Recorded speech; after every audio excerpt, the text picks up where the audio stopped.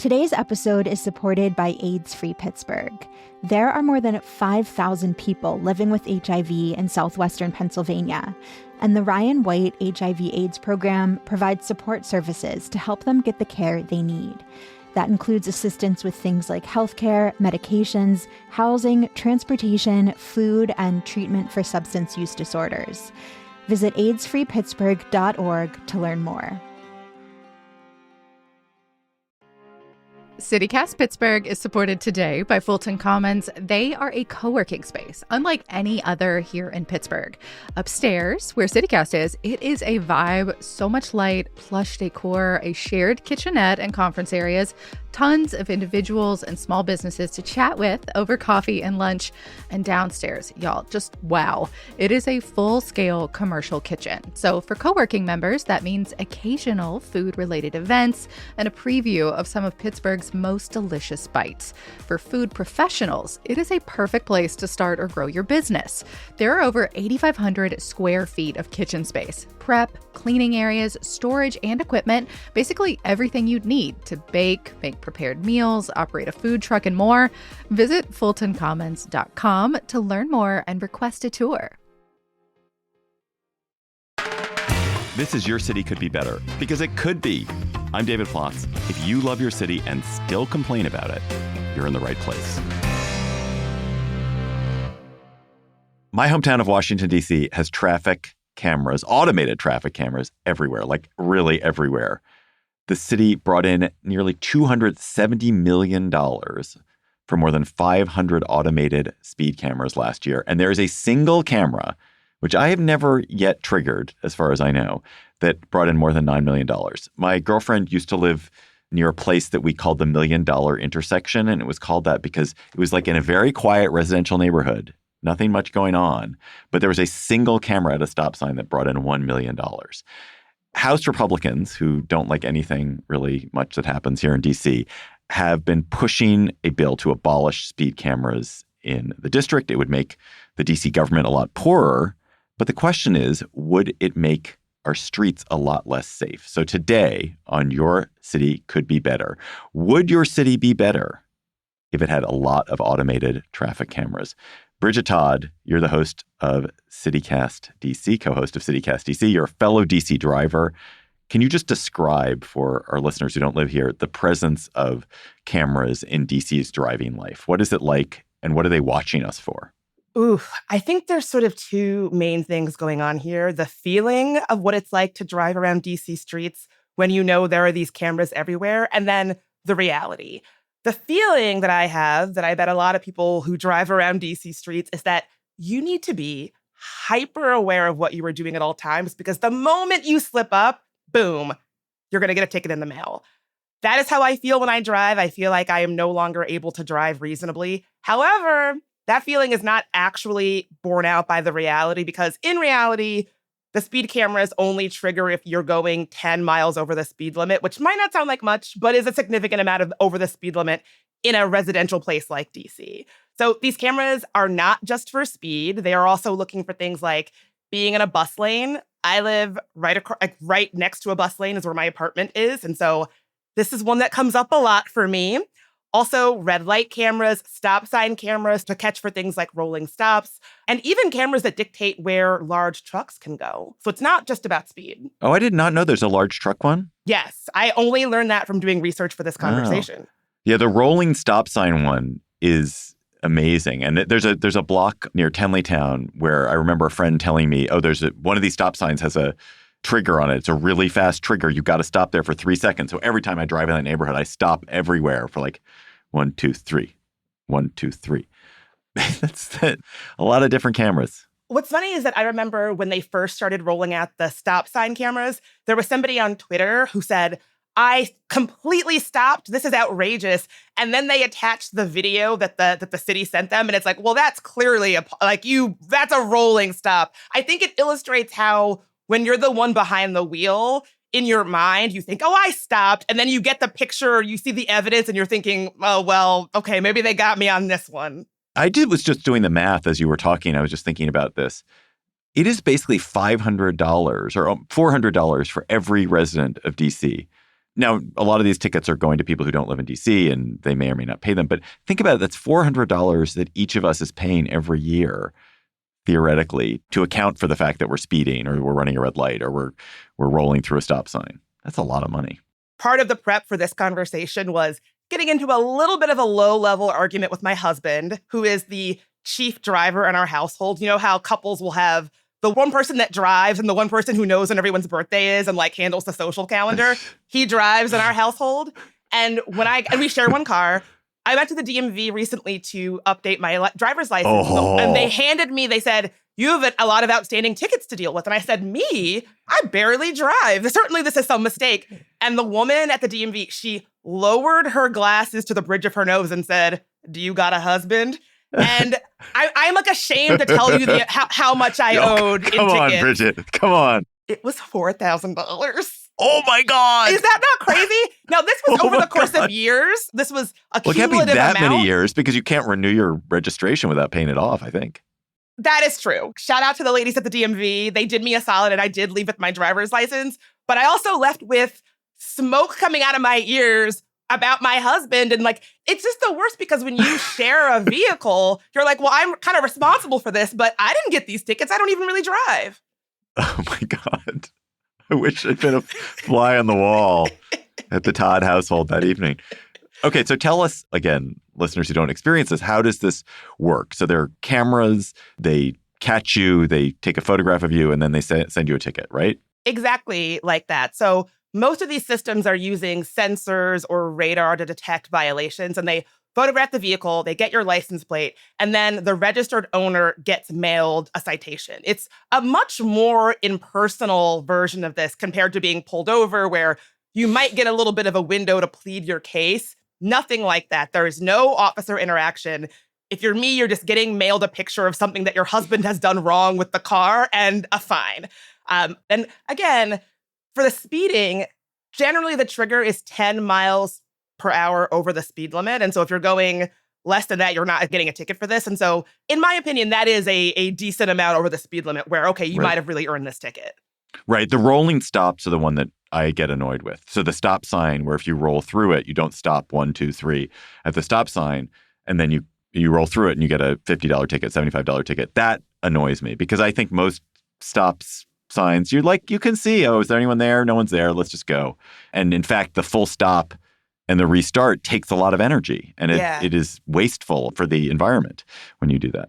How did DC end up with so many automated cameras? Are we unique in that way? I feel like we are exceptionally at the far end of it, but we're not the only city that has them. You are correct. DC is a little bit unique in this sense. So we really embraced automated enforcement, I would say earlier and also more aggressively than a lot of American cities, because DC had two problems, right? This dangerous driving that is absolutely happening in DC and a limited traditional traffic enforcement, right? We've talked about it on CityCast DC quite a bit. DC has struggled with a police shortage. And so we have limited, the idea that you would be pulled. I mean, I have been pulled over by human traffic police before, but that is limited in DC. And so automated enforcement really kind of becomes a more attractive option. It works 24/7. It does not require an officer to physically be out there stopping cars.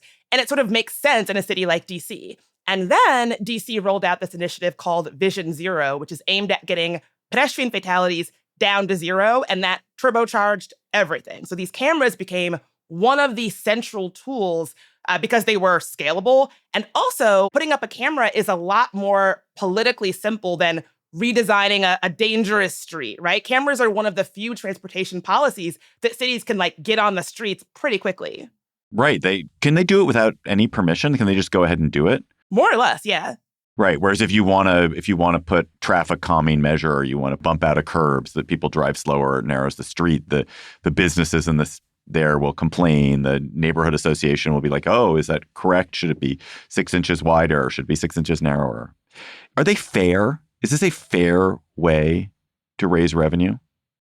I mean, it depends on who you ask. When my co-host and I, Mike Schaefer, had a conversation about this way back when, my big concern was whether or not the cameras were being put in equitable areas. I could very easily imagine a scenario where these are being put in areas where one demographic is being, hit harder than another.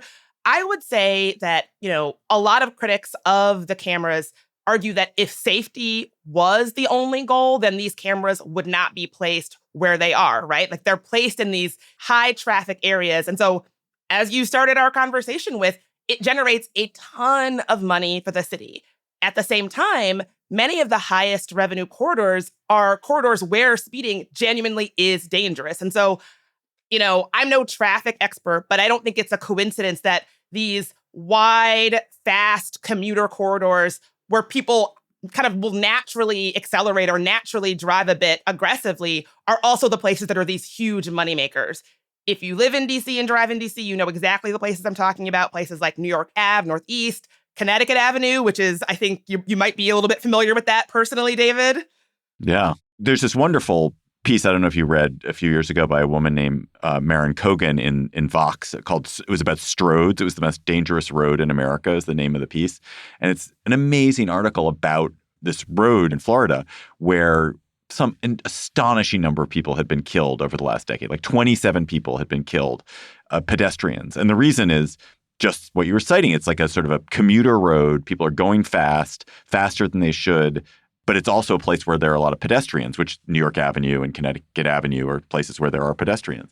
And that is a recipe for real danger. And so calming that traffic, slowing the traffic down is very important. And so absolutely can understand why you would want, as somebody concerned with safety, to slow people down. And cameras, I suppose, are one way to do it. And so you were talking about how Vision Zero was one of the drivers of the increase in the number of cameras, and that started about 10 years ago here in DC. It's a global movement, but the DC incarnation of it started about 10 years ago. There has not been a decline in fatalities for pedestrians. Pedestrians are still getting killed in DC at a pretty rapid clip. So these cameras haven't made everything that much safer, have they? Yeah, I'm sorry to say, that is kind of the rub here. So I guess I need to speak carefully. It is true that the cameras have lowered people's speeds. However, as you noted, Vision Zero has not been achieved. We are not down to zero, right? And so while we do have very strong evidence that the cameras are causing people to change their driving behavior, that has not necessarily, solved traffic deaths citywide. And so this is my issue with the cameras, is that I think that, you get a map of where they are in the city, to slow down locally around that area, and then maybe you keep driving normally. And I think that too much reliance on this level of automation to solve what is actually kind of a complex problem, a solution that does not involve things like actually making the street safer, actually addressing sort of like, things that are going to actually meaningfully make a difference. Just focusing on something so localized as the cameras, even if they do cause people to slow down, which they do, doesn't automatically get us to a place where we're going to even potentially see something like Vision Zero, where no pedestrians are killed in traffic incidents.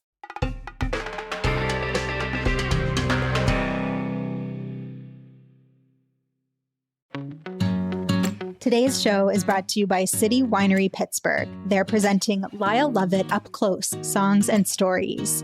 This man is a legend. He has put out 14 albums and won 4 Grammys, plus the Americana Music Association's Trailblazer Award. So getting to see him live in such an intimate space is a special treat. He'll be performing for 3 nights only from May 27th to May 29th, and seats are limited each night. If you haven't been to City Winery yet, this is the perfect time to make your first visit. It's in the Strip District, and you get a seated concert experience with food, wine, and cocktails. Personally, I'm a big fan of their mushroom truffle flatbread. This is a rare chance to see a legendary storyteller up close and enjoy the way he blends country, jazz, folk, gospel, and blues in his music. Tickets are going fast, so do not wait. Buy your tickets to see Lyle Lovett now at citywinery.org. Today's episode is sponsored by Liberty Magic, Pittsburgh's premier speakeasy theater dedicated to the art of elevating magic. They're presenting Jared Kopf in the show We Phantom Figures. Jared is an absolute pro with card tricks, and this show is full of intimate magic that draws you in and refuses to let go. You may have already seen Jared's work, because he's done practical effects for movies and TV shows like Red Thread, A Ghost Story, and Now You See Me, Now You Don't. So you're not going to want to miss your chance to see his tricks up close. And if you're feeling especially adventurous, consider upgrading to the Skeleton Key VIP experience. I've done this before, and it's great.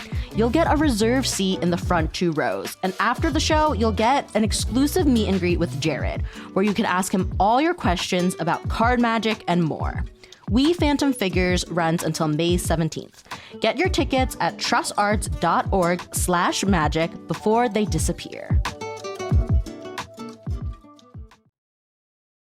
I wonder if you look at DC's results with its automated cameras and the results of other jurisdictions, whether you'd see more improvements in other jurisdictions. And the reason I mention that is that one of the unique aspects of DC is that it is surrounded, it's a very small city, and most of the driving, or a significant percentage of the driving that takes place in DC, is not done by DC residents. It's done by people from Maryland and Virginia primarily, because they commute into work there, or they transit through DC on their way somewhere else. DC is just geographically small. Maryland and Virginia are geographically big. It stands to reason that a lot of the drivers would be from outside.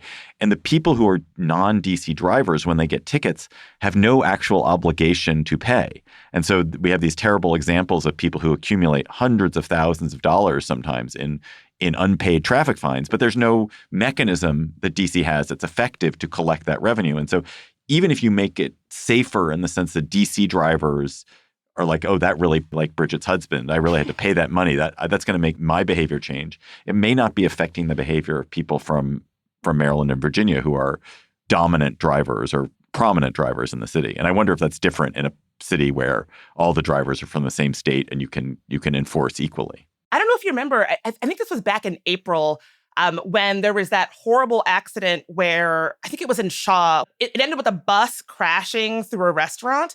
And as we now do, when that happened, it was horrible, lots of photos, and people got photos of the license plate of the car that was at the center of this accident. It was a Maryland driver with tons of outstanding DC tickets. And on top of that, people were saying, well, this particular street, people have been complaining about how dangerous this particular street and intersection is for a long time. And to me, that was an interesting intersection of both of these issues. It's like a shortcoming of the system that we have now, and then layering in the fact that maybe this intersection is just designed in a way that makes people prone to dangerous driving. Right. It feels like the automated traffic cameras, as you say, they do seem to make people drive a little bit slower. But if you really wanted to make cities much safer, the two things you would do is you would target the serial lawbreakers, the serial speeders, the serial reckless drivers. You would target them and really make a very strong effort to keep those people off the streets, like yank their licenses, put them in jail because they're so dangerous. That's one thing. And the other thing is you would make the streets themselves calmer by more speed bumps, like narrowing the streets themselves, just generally making them less speed friendly and, desynchronizing lights, things like that. But in the absence of doing that, because as you say, those are both hard tasks to do. In the absence of doing that, the city is going for speed cameras. In your case, have the automated cameras changed your behavior? It has changed my behavior, but again, I have a map in my head of the cameras and I slow down in those areas. And I will say that in my research for this, I found that there is some evidence to suggest that people who are constantly getting these automated tickets, that is also connected to dangerous driving down the line. And so there's some idea that maybe this cannot just be about people, whether they're lowering their speeds when they see the cameras. Is the city able to create this network identifying potentially risky drivers and risky driving behavior and who's going to be more prone to that? Such as your husband. Yes. No, he drives like that song Black Betty is playing in his ears at all time. We could just be going to Whole Foods and he's driving some people are just like that, I think. I don't even know what that means. I don't know what the song Black Betty is, but it's like a very fast-paced classic rock song. Okay. It's like this kind of song that would be used in a chase sequence in a 70s movie. Huh. All right, Bridget, let's bring this home. Why are Republicans and Trump-aligned Republicans in particular targeting DC's cameras? It's just that they're annoyed about getting tickets, right? It's not that they actually think, oh, this will make the city safer or there's no good ethical or public policy reason to target them, is there?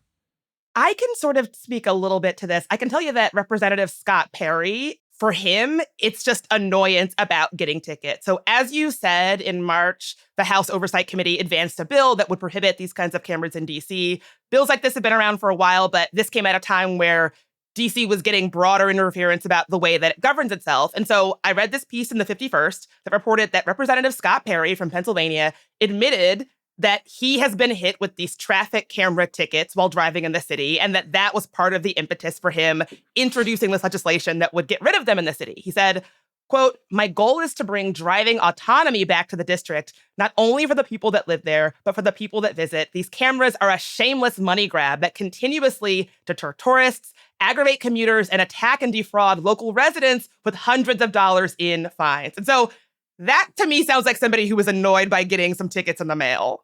So what could your city could be better listeners and other cities take away from our conversation to make their own city better? Should they be pushing for more cameras, or no, if the cameras are not the answer, they should be pushing for other measures? I would say it's a little bit nuanced. The biggest takeaway is probably that traffic deaths are not random accidents. Cities can influence them through good policy and good design. Also, cameras do appear to help reduce dangerous and risky driving in specific places, especially when we're talking about speeding.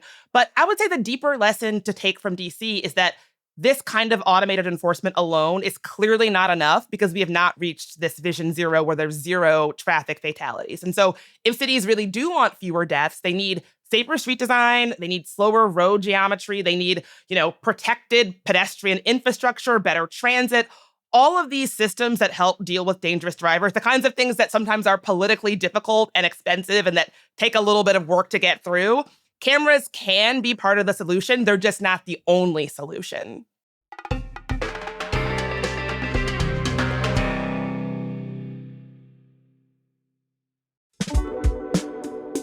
Today's episode is supported by the Pittsburgh Book Fest, paging all readers. Book it to the Carnegie Library of Pittsburgh in Oakland on Sunday, May 30th for the 5th annual Pittsburgh Book Fest. Created for book lovers by book lovers, this free event features programming for all ages. Hear from award-winning authors like Stephen Rowley, Catherine Newman, Daniel Kraus, John Scalzi, Meg Medina, and more. Learn more and register for free at pghbookfest.org.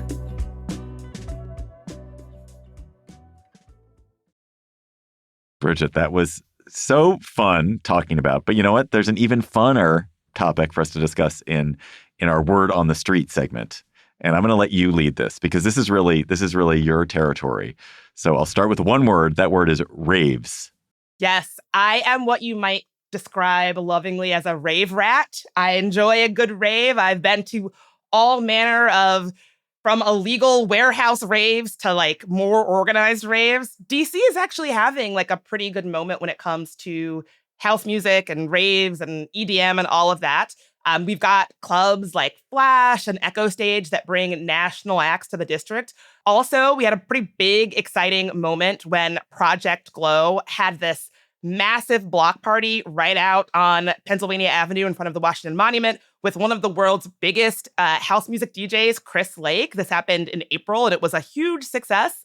And Echo Stage, one of our house music, electronic music clubs in DC, was just ranked as one of the world's best places to see EDM. Mind you, this was above legendary global clubs like Bernheim in Berlin, which is number 21, and Ministry of Sound in London, which is number 24. Echo Stage here in DC was number 5 on the DJ Mag list. So we're definitely having a moment.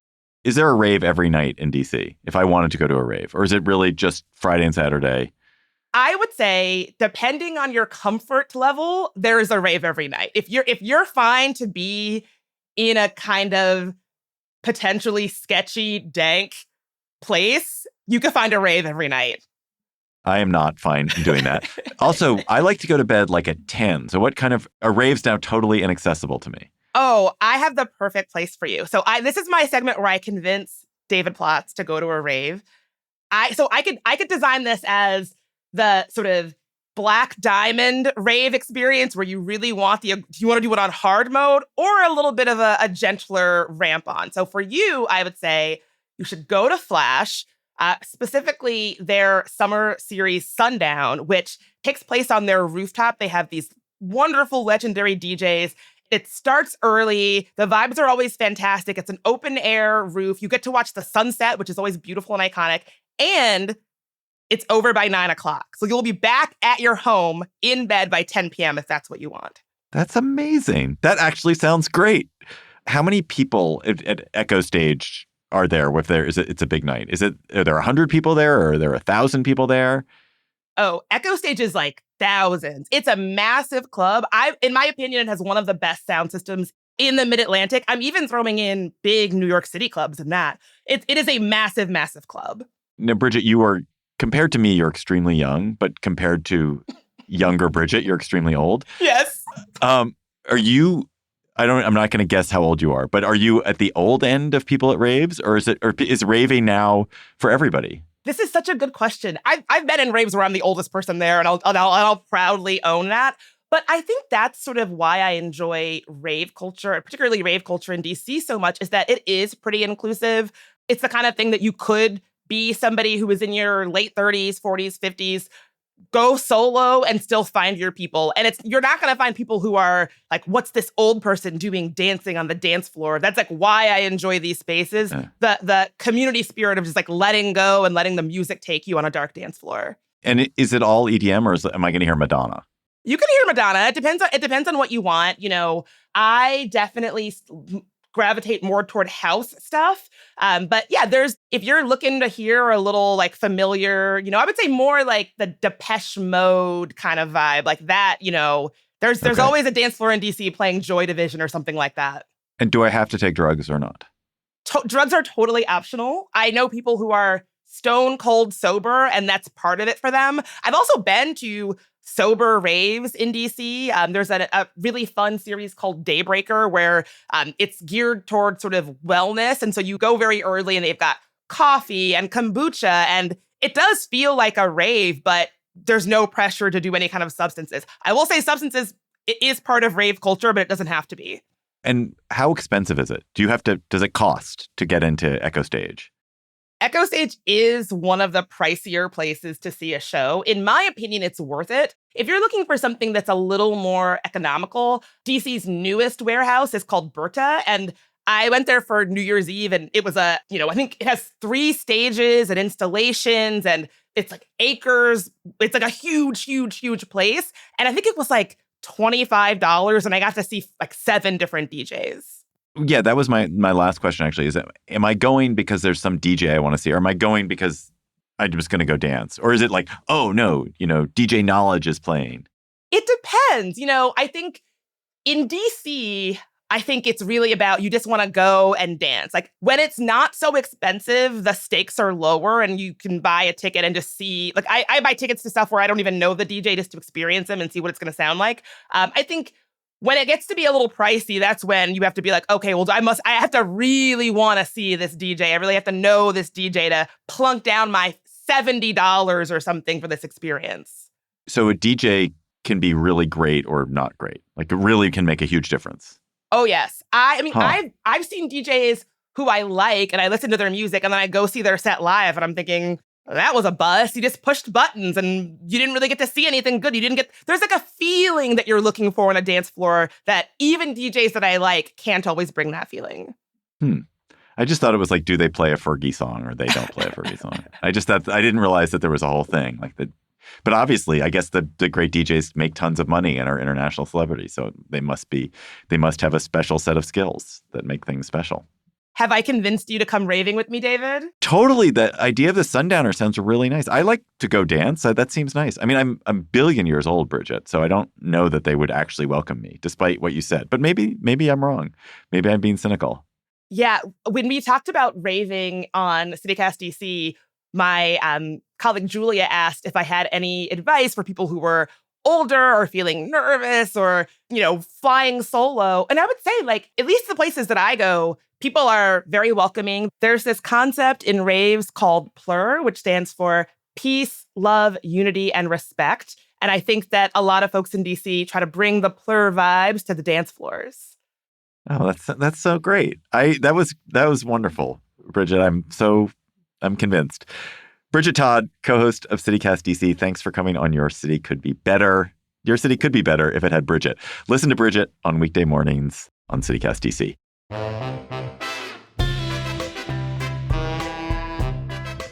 That is all for today's episode of Your City Could Be Better. I'm your host, David Plotz. And our producers this week were Lizzie Goldsmith, Priyanka Tilve, Bridget Todd, and Annie Reese. Our music is by Carl Christensen. Is it rave music? I don't know. Bridget will now dance to it. If you are enjoying the show, why not tell your friends, rate the show, and leave us a review wherever you get your podcast. We'll be back next week with another conversation about how your city could be better. See you later.